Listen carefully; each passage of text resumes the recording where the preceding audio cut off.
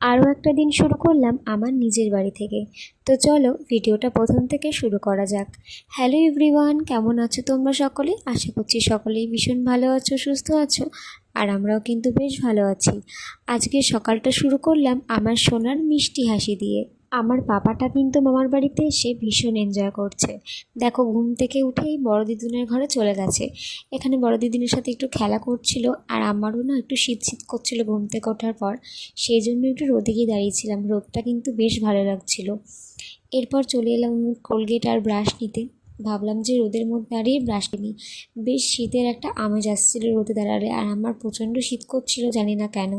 দেখো আজকে কত সুন্দর রোদ উঠেছে। কয়েকদিন আকাশটা একটু মেঘলা ছিল, তবে আজ কিন্তু ভীষণ সুন্দর রোদ উঠেছে। এরপর ব্রাশ করতে করতে ছেলেকে এখানে একটু মিঠুকে দেখাচ্ছিলাম। আমার ঘরেও একটা না মিঠু আছে, পুতুল। তো সারাদিন ওকে মিঠু বললে ওই পুতুলটাকে দেখায়। আর একই রকম দেখতে টিয়া পাখি, সেই জন্যই বারবার করে এখানে দেখতে চায়। দেখেছো আজকে আকাশটা কত সুন্দর লাগছে। এদিকে ঘরে এসে দেখে আমার বোন ঘরটাকেও গুছিয়ে নিয়েছে। এরপর ছেলেকে খাইয়ে দিয়েছিলাম, ছেলেকে খাইয়ে ফ্রেশ করে দেখো খাটে বসিয়ে দিয়েছি। আর এখন কিন্তু আমরা চা খাবো। আমার মায়ের সঙ্গে গেছিলো দোকানে, দোকানে গিয়ে দেখো কেক নিয়ে এসছে।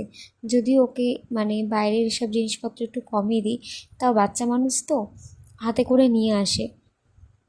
আমি ফ্রেশ হওয়ার পরে এখানে দুটো থানকুনি পাতা আর অনেকটা পরিমাণে জল খেয়ে নিলাম। খালি পেটে কিন্তু এই জিনিসটা খাওয়া ভীষণ উপকার। আর তারপর দেখো এখানে মা চা করছিল। তো অনেক দিন পর একসাথে চা খাবো সবাই মিলে। সবাই মিলে একসাথে বসে চা খেতে না বেশ ভালো লাগে। তো এখানে চা খেয়ে নিলাম। আর আজ না মনে হয় কার্তিক মাসের শেষ দিন। তো সেই জন্য দেখো আমাদের পাশের বাড়িতে একটা দিদি এখানে প্রসাদ দিয়ে গেছিল। আর সারাদিন কোনো ভিডিও করতে পারিনি, একেবারে দুপুরের খাওয়া দাওয়া দেখালাম। আর তারপর সন্ধ্যাবেলা, বিকেলবেলার দিকে, সন্ধ্যাবেলা না, একটু রেডি হচ্ছিলাম। তো দেখো দিদি সকালবেলা প্রসাদ দিয়ে গেছিলো, আবার বিকেলবেলা এসে প্রসাদ দিয়ে গিয়েছে। এরপর সন্ধ্যাবেলা একটু চা খেয়ে নিচ্ছিলাম। আর আমার পাপাটা এখানে দেখো খেলা করছিল। ও এখানে এসে প্রচুর দুষ্টামি করছে, জানো না তো।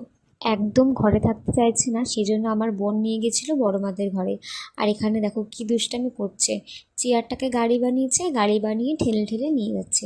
ও বাড়িতেও এমনটা করে, আর এখানে এসেও দেখো এরকমটা করছে। আর আমি এখানে একটু ভিডিও করছিলাম। আমার বেশ ভালো লাগে ওর ছোটো ছোটো দুষ্টমিগুলো একটু ক্যাপচার করে রাখতে। অনেকেই বলে কি, কিছু হলেই সবসময় ক্যামেরাটা কেন অন করিস, বা ক্যামেরাটা কেন অন করো, সব কিছুর কি ভিডিও করতে হয়? হ্যাঁ, সব কিছুর ভিডিও করতে হয়। এটা অনেকেই বোঝে না। ও তো বড় হয়ে যাবে, আর তখন এরকম দুষ্টুমিও করবে না। আর আমার এই ছোট্ট ছোট্ট ভালো লাগাগুলো ক্যাপচার করে রাখতে খুব ভালো লাগে।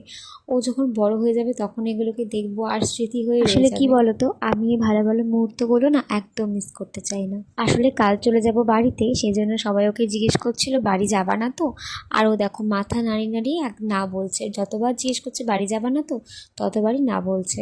তো আজকের ভিডিওটা এইটুকুই। ভিডিওটা কেমন লাগলো অবশ্যই কমেন্ট করে জানিও।